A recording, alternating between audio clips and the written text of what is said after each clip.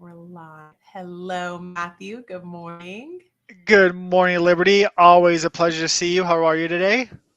I am doing great. It is a beautiful day here in Austin, Texas. What about you? How's the weather where you are? I wish I could say the same. It is just a monsoon here today. In Charleston, we get a lot of rain in the springtime, and we actually are under a flash flood warning for downtown. Because South Carolina, Charleston is considered the low country, so we're actually below sea level, and downtown actually floods a lot. So they're in the process of building some barrier walls to prevent that in the future. But while it's here, and we don't have that, we just have to deal with a little bit of flooding from time to time. Well, it's funny that you say that because I was going to put floodplain in one of our slides today, but I didn't. We'll have to cover that next time.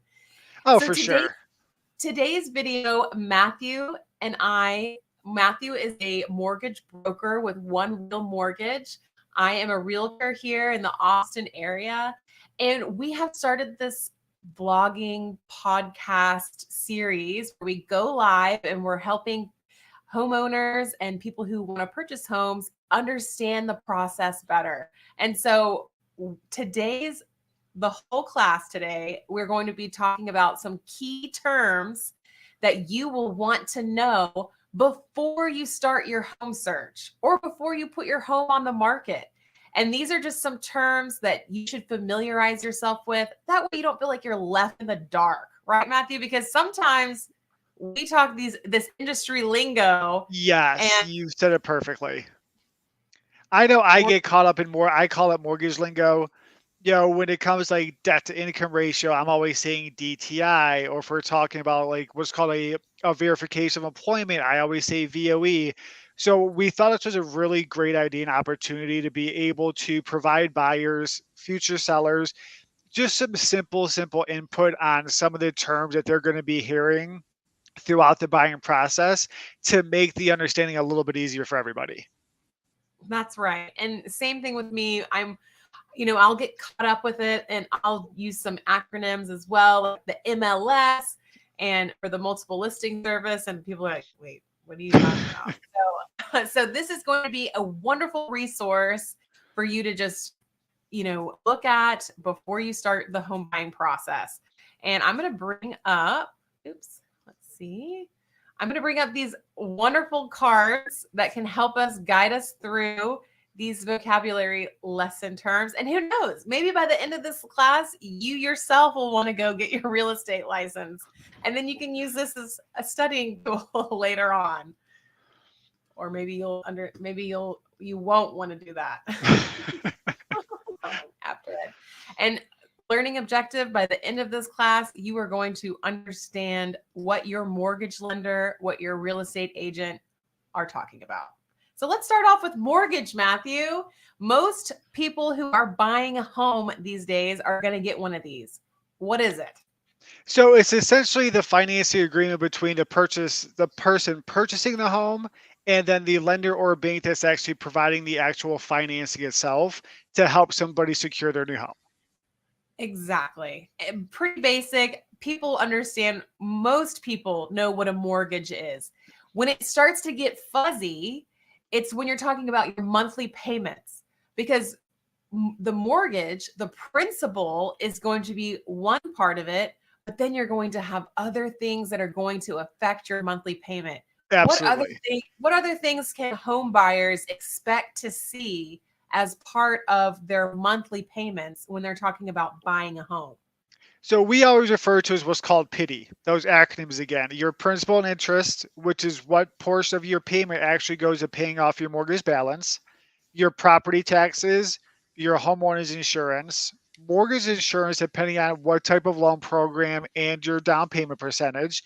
And then we always have to make sure that we're at least factoring in the beginning the potential for an HOA or a homeowners association payment. Yes. And all of these things will affect your debt to income and what you're going to be approved for, right, Matthew? Absolutely. And it's always good, even if you're just starting the home buying process, you don't know whether or not you'll be looking in a development or area with a HOA. It's always good to potentially anticipate that payment to make sure that you're not being qualified improperly. That's great, because a lot of times people are like, what can I qualify for? What's the home price that I can qualify for? And that could be a tricky question, Yep. because maybe, and here in Texas, different communities, different maybe it's different suburbs, even different zip codes have different taxes associated Yes. with those. And so we'll get a little bit more into that in a bit and dive into some of those things that will affect your monthly payment. But before we do that, let's move on to the down payment. Everybody has in their mind, most people, they're thinking, I need 20% to put down towards a home. And what would you tell somebody that thought that, Matthew? Waiting to save up 20% for a down payment is actually going to put the buyer in a worse off position unless they make hundreds of thousands of dollars a year. And it's easy to save that money. For the standard homeowner, we're going to be looking, or home buyer, we're going to be looking anywhere from a 0 to a 5% down payment. VA and USDA loans do not require a down payment. FHA is 3.5% of the purchase price, and conventional is typically 5%. As a standard, there are opportunities to go down to 3%, but for simplicity, always going to say we're going to be looking at a 5% down payment for the new home on a conventional loan. So for somebody buying, let's say a $400,000 house, what's going to be easier to save up? A 5% down payment or $20,000, or trying to save up 20% and saving up $80,000? They're Mhm. both a lot of money, but the thing that buyers should always keep in mind is the longer you put off purchasing a home, the more equity you're actually going to be missing out on. And even if rates drop, it's going to cost more in the long run. Well, we were talking about before the stream started that here in Austin, overall, we're seeing about 7% decrease in prices from year over year. But is that something that we can count on for the next year? Because historically, when we look at many years, I mean, Matthew's been a mortgage broker for over 15 years. How many years have you actually seen home prices decrease? In the last 51 years, there has been 7 years where property values have not gone up or down. 5 years where we're actually seeing a decrease in property values, and this is across the country. So we're talking about 39 of the last 51 years. We've seen at least a 3% year over year increase in property values. So what's 3% of a medium home priced home of 400,000? That's around $12,000. $12,000. And so just waiting a year, you could potentially have to pay at least $12,000 more. And everybody has a different time where it's going to be their time to purchase, but just keep that in mind. The longer For that you sure. wait, most likely it's going to be a little bit more. Let's talk more about this down payment. So let's talk about gifts, because I know more and more these days I'm having clients who are receiving gift funds from a family member or a trust, someone in their family is going to be gifting them the down payment amount. Are there special rules that people need to think about that can't? I mean, I know that there's some things that can't be included in your down payment. So it really comes down to the loan type itself. And I'm going to speak on this, assuming everybody's looking to buy a primary residence, a house they're going to live in. They're not looking for a second home or an investment property or anything. But typically, there is no limit to how much can be gifted to the actual buyer to help cover the down payment or cover closing costs, which we'll get into a little bit later. So there are a lot of opportunities to get gift funds. But the one thing I do always stress with that is it does have to come from a actual family member. Okay. So So it brother, can't be like, sister, aunt, uncle, all the way down to like a third cousin. But it does have to be an actual family member. If I wanted to, Liberties, as much as we get along, we work well together. If I wanted to gift you $100,000, unfortunately, underwriting would not accept it because unfortunately we're not family.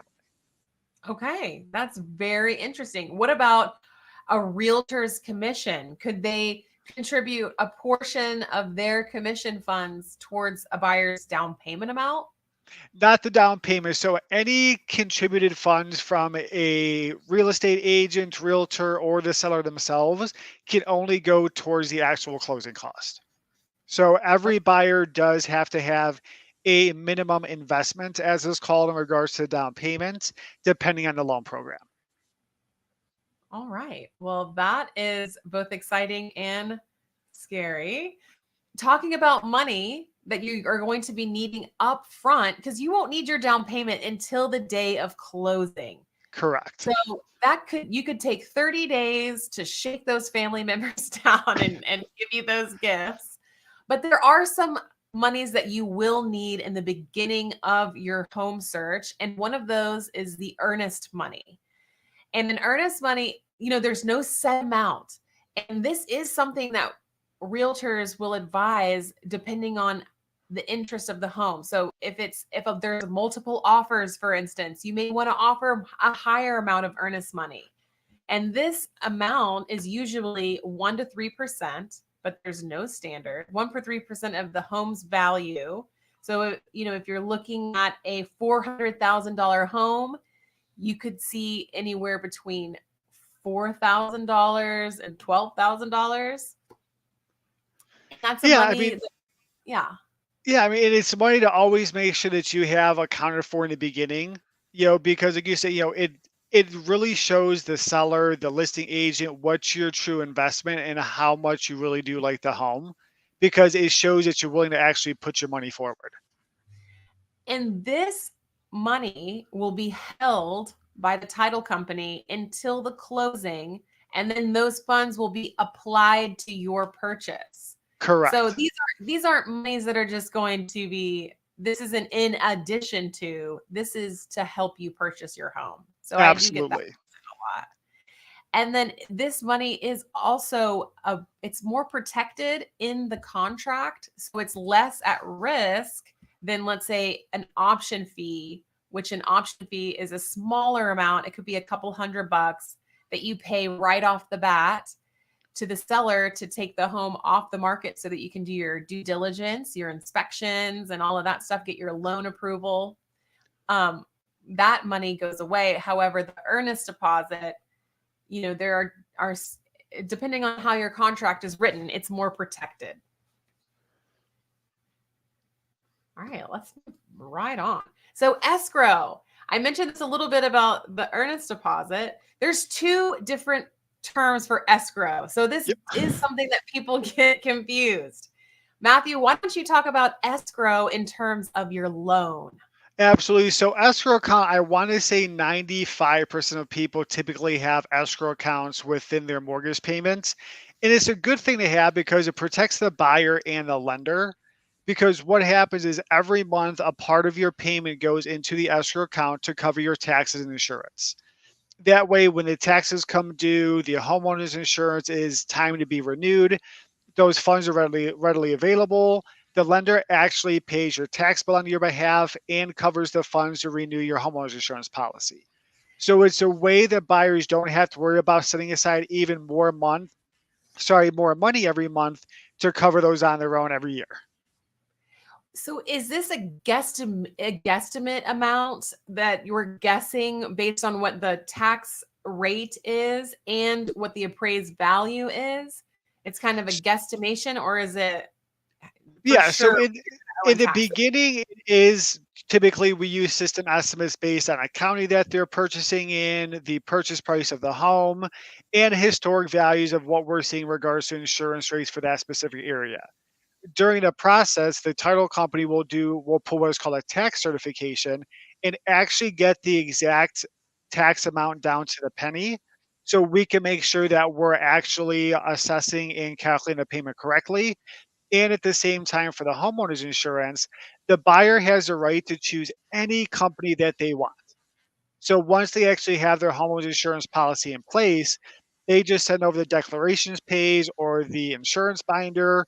We properly update and calculate that into their payment accordingly as well. And why do the lenders want to escrow these funds or hold these funds for the buyer to do this?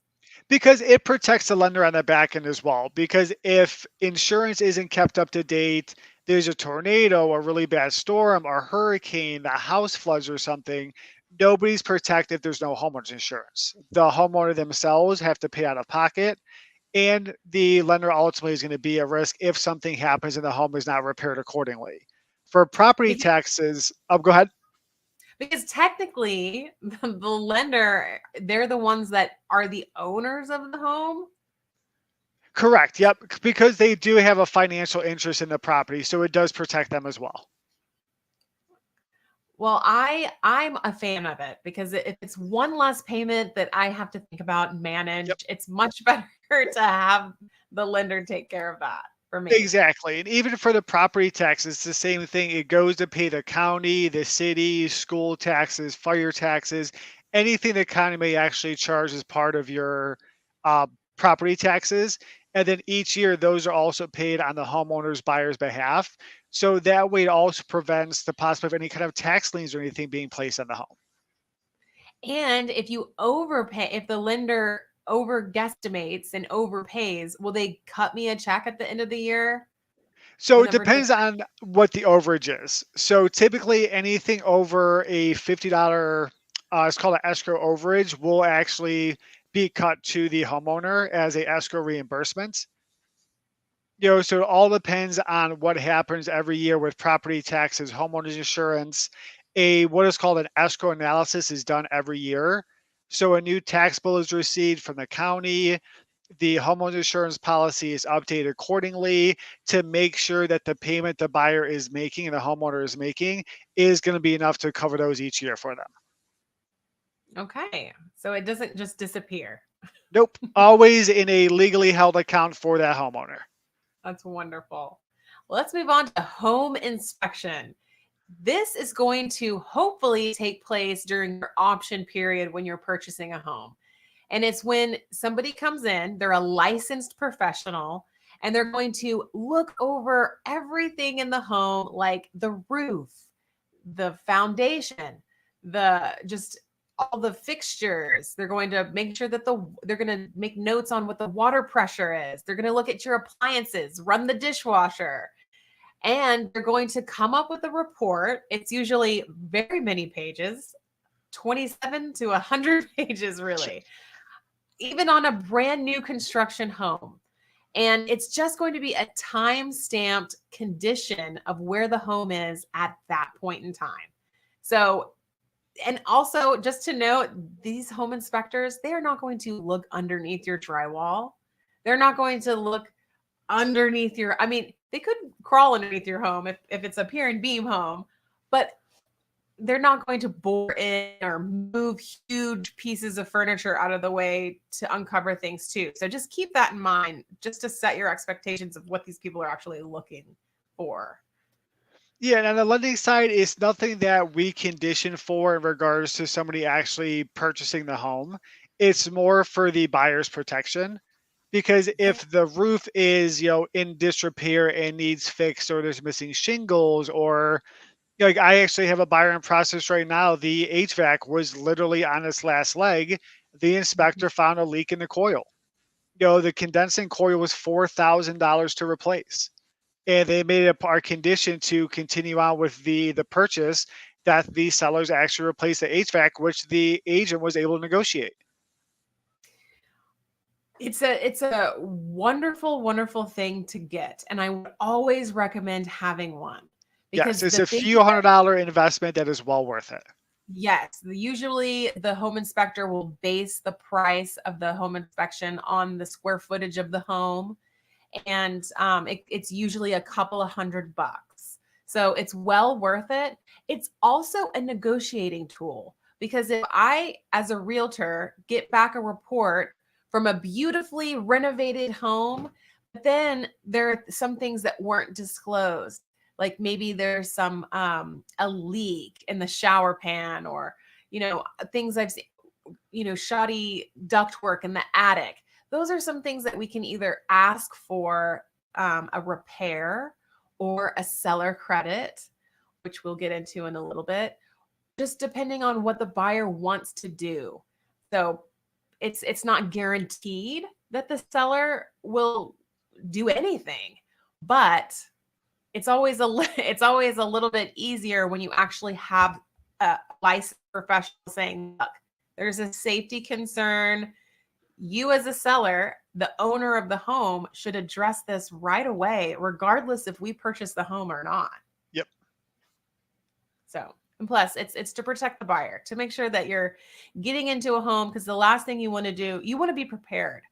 You want to make sure that this HVAC, this HVAC, the AC, the cooling systems are going to work. And when you move into your home, that's not going to be another huge amount of money that you're going to have to spend right off the bat. Especially in Texas. We know how those Texas summers are.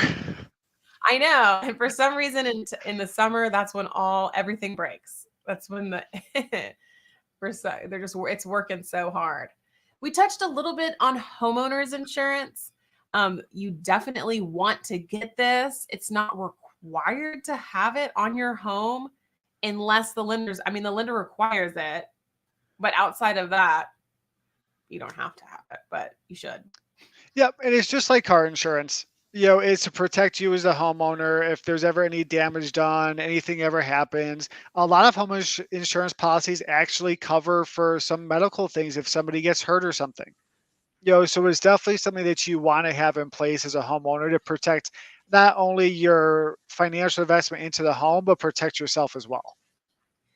And just a side note, on the other side of that, you can maybe overdo it with your home insurance. Yep. Because I've had a buyer who was picking out their home insurance, and then they started putting all these riders to protect cars and jewelry and coats, and they had so much insurance that they no longer qualified for their loan due to their seen that ratio. So they had to cut some of that out.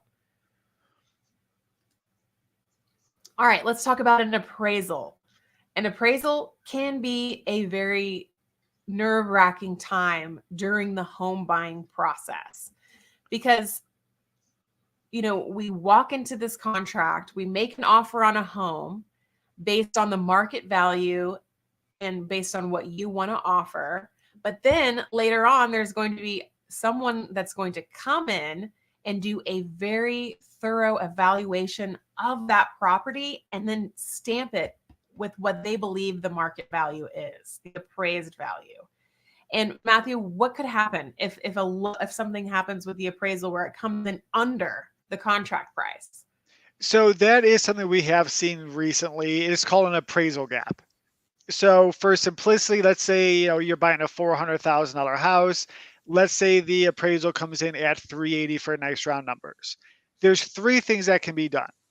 One, depending on how the actual contract itself is written, the buyer may have an appraisal contingency where if it doesn't appraise, they may have the option to walk away from the deal. The two things that typically happen the most is one, either the buyer will actually cover the appraisal gap price or difference, and actually in this situation come to closing with another $20,000, or most likely to happen, we see all parties go back to the negotiating table. So this is where having a really, really good realtor and agent comes into place as a buyer, because if it under appraises, they're going to go back, they're going to work with the seller, work with the listing agent to try to come to some sort of agreement that all parties are happy with to cover that $20,000 difference between the purchase price and the value. Exactly, Matthew. And with it, depending on what loan type you have, like an FHA loan, that comes with you cannot put an appraisal waiver on that type of loan. If it does not appraise, then the buyer will be able to walk away and have their earnest deposit returned to them. Correct. And with a VA loan, a veteran's loan, there's a special kind of veteran appraisal that has to happen. They have an extra certification for it. And if that appraisal comes in lower, that appraised value is stuck on that home for a couple of years and it can't just go away. So it's something that the seller is going to have to deal with, whether it's the current buyer or a different buyer. Correct. So in those cases, it's a lot easier to negotiate. And sometimes we see them less now, but in multiple offer situations, it's not uncommon if you to put a appraisal waiver into the contract to be competitive and to win the home. And during those times, yes, you can still ask the seller to meet you somewhere in the middle between that appraised value and the contract price, but it's just not guaranteed. Exactly. And during COVID, we saw a lot of appraisal waivers on contracts. And they weren't appraising; they were appraising for lower. Their appraisals have kind of been a little bit trickier these days. So, Yeah, it's and nice to see things kind of coming back to normal in that regards. that's true because it's a lot less nerve wracking when that appraisal comes up. And then there's some cases when you don't need an appraisal for your loan. Yep. If you have a larger down payment, it might not be required. Let's talk about closing costs. So, in addition to how much of a down payment you're going to need, whether it's 0% if you're doing a veterans loan or USDA loan, or 20 to 25% if you're getting an investment loan or a conventional loan, you're going to have to pay closing costs. So let's talk about how much should a buyer really save for their closing costs. Typically, on average, you're looking anywhere from 3 to 6% of the purchase price. And this covers everything from any lender fees for underwriting and processing, your third-party fees, which is typically going to cover your title insurance, your appraisal fees, credit report. Then you have different, depending on what state you're in, transfer taxes and different county and government recording fees. So all those things we do want to make sure that are allocated and accounted for upfront. But there is a couple of slides down the way. We are going to go over ways to help buyers get some of those costs covered. But you always want to make sure to consider those upfront because nothing is guaranteed anymore. That's true. A lot of these costs in the contract can be negotiated upon, whether it's, asking the seller to cover the title policy. Yep. Or, asking the seller to cover the HOA transfer fees, any assessments up to a certain amount of money. So when you're writing an offer with your realtor, just make sure that you're going over all of these different negotiations so that you can have a good expectation of what you're going to be paying for. Correct. And with a good lender, a good broker, we're going to give you an idea of what those costs are going to be up front. So that way, when it's time for you and your awesome realtor, hopefully it's going to be Liberty Walker in the Austin area, they have an idea of what to start asking for the seller to contribute to help lessen your out-of-pocket costs. Exactly. And then Matthew can give you an estimation of what kind of lender fees there are going to be. And then there could be rate buy downs and all sorts of stuff that you'd be paying for. And really the tricky thing is when I see new construction contracts with the preferred lender, sometimes there's just some fees that you really have to get some explanations for. For sure. All right, DTI. You're going to hear this and it's confusing. Debt to income ratio. Matthew, I'm going to let you just spearhead this one because it's not all. I'm still kind of in the blurry area. What is debt to income? So debt to income is going to be your gross monthly take home pay, not net. So this is going to be before taxes, before any deductions, anything like that. And is compared to any debt you have on a credit report. Credit cards, car payments, student loan, personal loan, plus your anticipated monthly mortgage payment. So you typically never want to see your debt ratio exceed 50% of your gross income, including the new mortgage.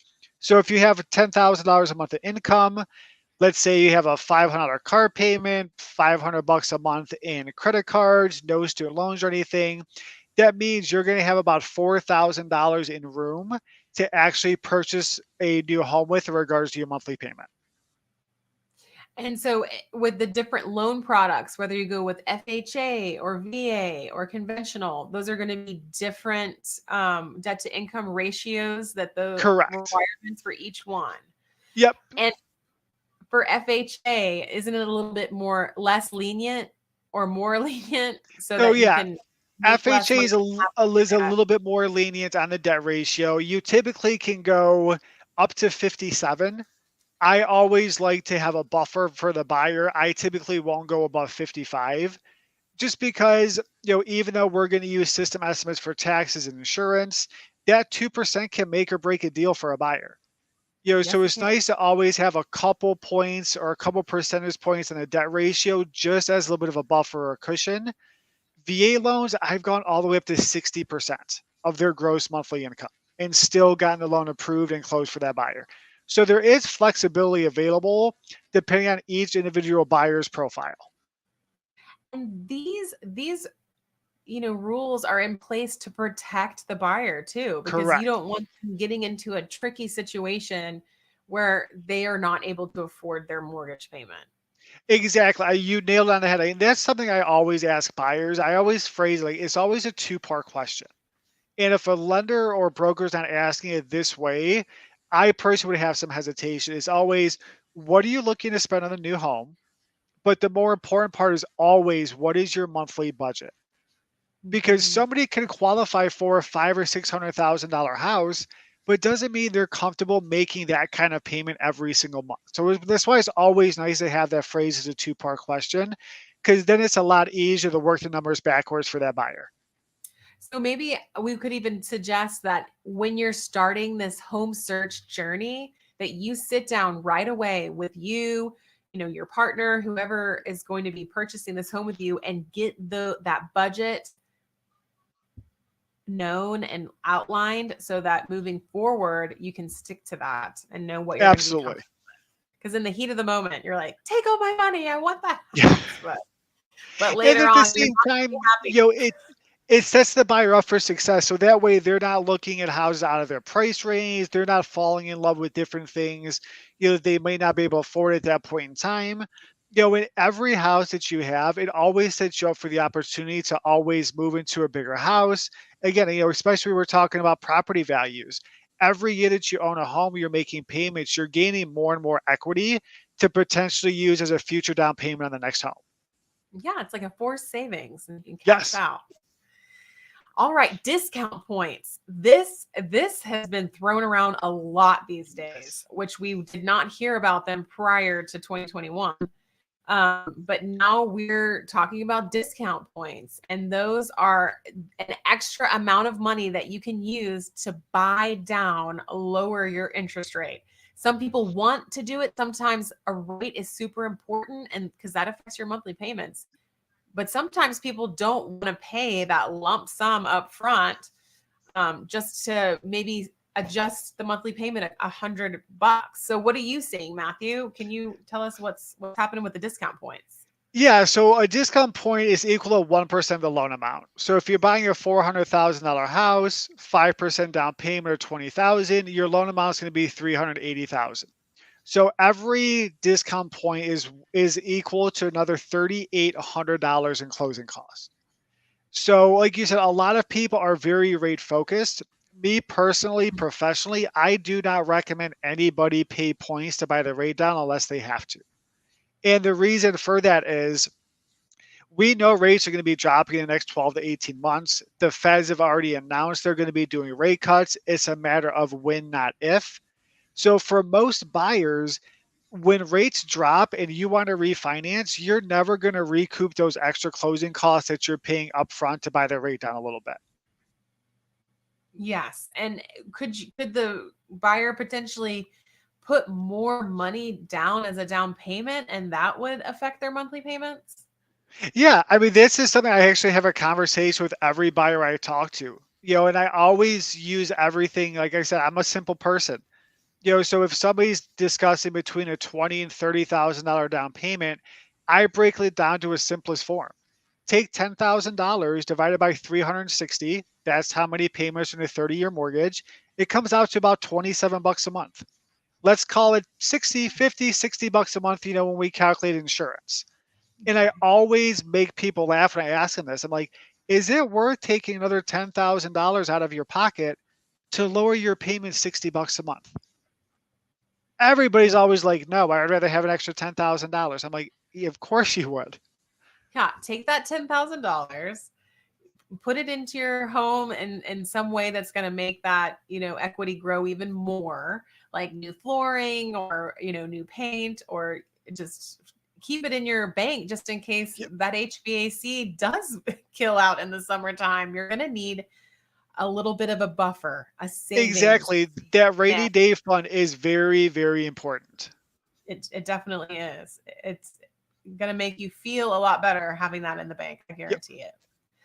Property taxes. Ugh, nobody likes to pay them, but they are great because they go towards, our schools, roads, libraries, community development projects. Some things are, the developer has to go in and put in utility lines and put in, electric, sewer, and things like that. We love those. So it's great to have them. And that's why we have to pay for it, those taxes.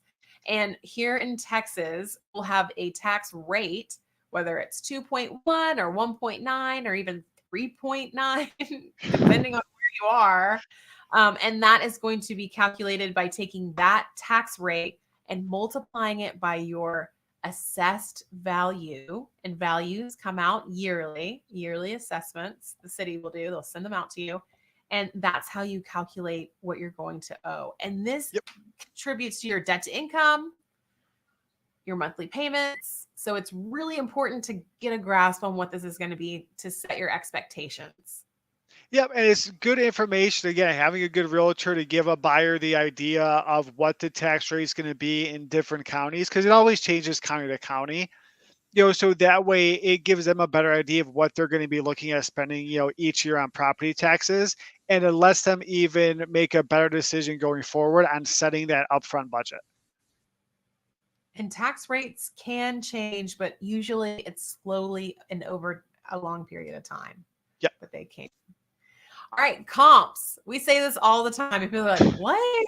What's a comp or comparable property? So when you've identified a property and you are wanting to make an offer, the thing that I get to work on doing is preparing a market report. And that's when I go into my database and I find similar looking properties, hopefully close by, that I can look at what they've sold for, the sale history of those, and then come up with a good market value for your home. And that will help you understand if it's overpriced, underpriced, and where we're going to come in at. And I love this slide because it's so telling, because this is a comp, this little blue one's a comp, the green one's a comp. They look the same, they're the similar size. And this mansion right here, this is where Matthew lives. This is his house. This is not. I wish. Actually, I don't even wish, because I would buy other property taxes on that thing. Oh, I know. I know it. That's a big old house. It's cute. Yeah, but comps are even really important on the lending side of things. So like when we were discussing the appraisal earlier, the appraiser is going to do the exact same thing. They're going to get 3 comps, typically within a half a mile radius of the home, that have sold within the last 6 months. If they can't find those and meet those criteria, they can't expand the radius. They can expand the time frame from which the home was purchased or sold. But the comps are very, very important on both sides of the transaction. Definitely. Because, and sometimes it's a little trickier because there are some properties that we come across that are very unique. Maybe they're a one-off build or something that was built in the 1930s, and it's the only one of its kind still left in a neighborhood that's been built up and gentrified. So it takes time, and it does take a lot of effort. And then there's other times where we're looking at a new community, a new construction community, where there are 4 different four of the same floor plans in the half a mile radius that have all sold in the same similar time frame, where I'm like, okay, well, that's definitely what that one is. So it just depends. Seller concessions. This is something that's relatively new to this market. I mean, they've been around forever and we have seen them, but now it's becoming more and more of a common thing to see the seller contribute money towards the buyer's purchase in form of a seller concession. And Can you talk about what we can do to ask sellers to contribute so that we can help our loan? How does that work? Yeah, so it's like seller concessions can be contributed to anything and any cost outside of the down payment. So again, staying with our $400,000 example, the buyers come to closing with a 5% down payment. In that situation, the buyer can request up to 3% or $12,000 in seller concessions. Now, they don't have to be individually listed, typically on the offer or anything like that, because during underwriting, we're actually going to allocate those funds straight down the list to start paying closing costs on the buyer's behalf. Yes, exactly. And so I've seen a lot of different offers written up where maybe it's just asking for that chunk amount right up front, or after. I've also seen amendments come through where they do their inspections and and then that's something that we ask as a negotiation. Can you please contribute X amount of dollars towards the closing costs? Yeah, then once the amendment's done or the addendum is done, again, different states have different verbiages for them. But what'll happen is your realtor is going to send it over to me. I'm going to get that to our underwriting team, so that way they can update those seller contributions to make sure you're bringing to closing only what you have to. And one really cool thing that I've seen pop up more and more these days too is that sellers will go ahead and say, "Hey guys, I am willing to help a buyer who is going to come get financing. I am willing to go ahead and contribute this amount of money towards a 2-1 buy down." And isn't it true that only the seller can contribute to purchase a 2-1 buy down? Correct. So essentially, what a 2-1 buy down is, it's called a temporary rate buy down. So let's say you're closing at a 7% interest rate. The first year of payments for the buyer are going to be based off of a 5% or a 2% reduction in the interest rate. Second year, a 6% or a 1% reduction in the interest rate. Year 3 forward, the payment is based off of a 7%. So what the seller is actually doing is they're going to be prepaying a portion of the buyer's interest for the first 2 years. Those funds going into an account. Every time the buyer makes a payment, a portion will be deducted to make sure that the full payment is actually being made. So it's a really, really nice incentive that sellers are actually offering right now that buyers definitely want to take advantage of. It's great because, there are more expenses when you first get into a home and the rates are holding you back. But if you're able to get a 2-1 buy down and have the seller contribute to that, it'll just kind of ease the process of getting into that home. I would just say, make sure that you mentally prepare yourself that you will be paying a higher amount the following year. Correct. And if you do decide to refinance and get a better rate, let's say rates just plummet this October and you want to refinance later in the year or next year, will you get that money back, Matthew, that the seller Any contributed? any funds remaining in the account at the point of refinance are actually going to be applied directly to the homeowner's principal balance. So if there's another $3,000 in there, that's going to get applied directly to what you owe on the mortgage and saves you even more money that way. And that's a great alternative to buying the rate down Yeah, where you're not going to see that money again if you end up exactly. refinancing. All right, seller's disclosure. We have 2 more slides left. Seller's disclosure. Now, this is something that we hope to have before you make an offer on the home. We don't always have them before the offer happens, but we hope to have it.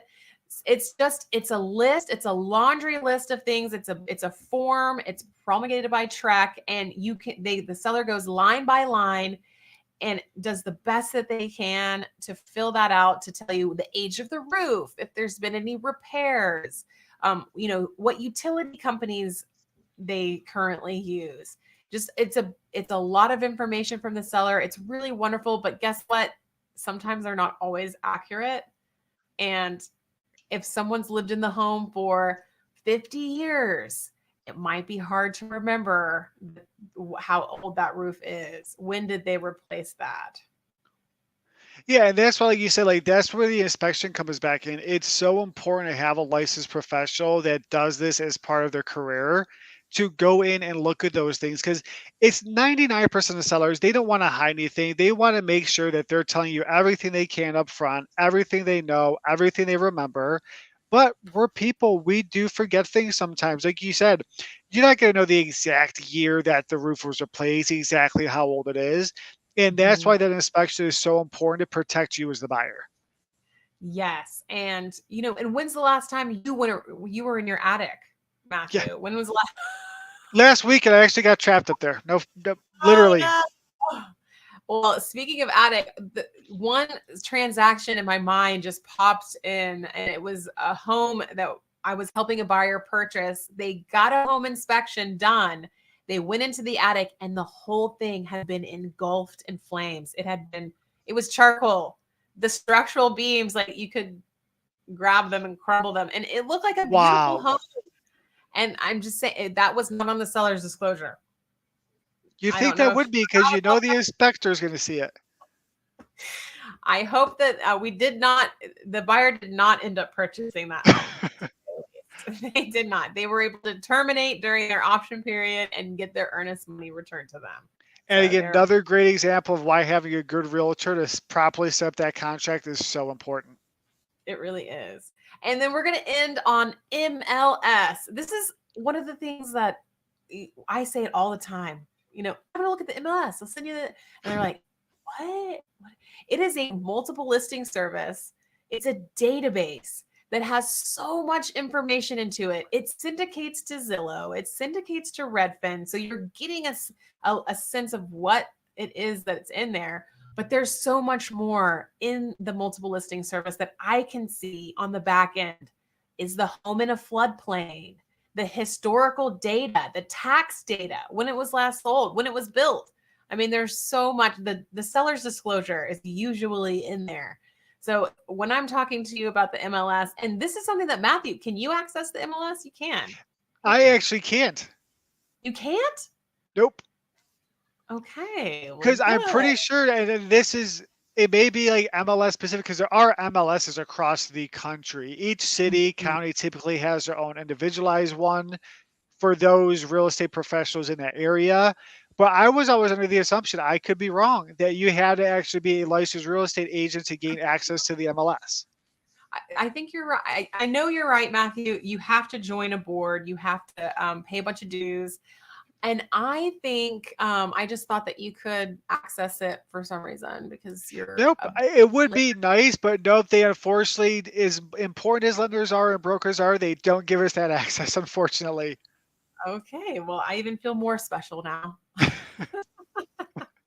Well, this was a wonderful class. We covered so much information. I know that some of it was helpful, I'm sure. So if you guys have more terms that you're confused about, drop them in the comments. Matthew and I are an open book. We are here. We're a resource for you on your home journey. I know how cumbersome it can be.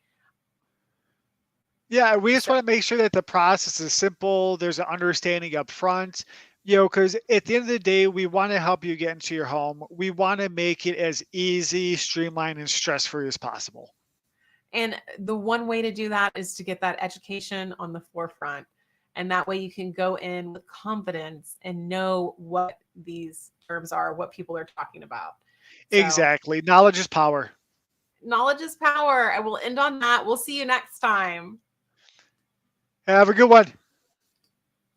Ending the stream. All right.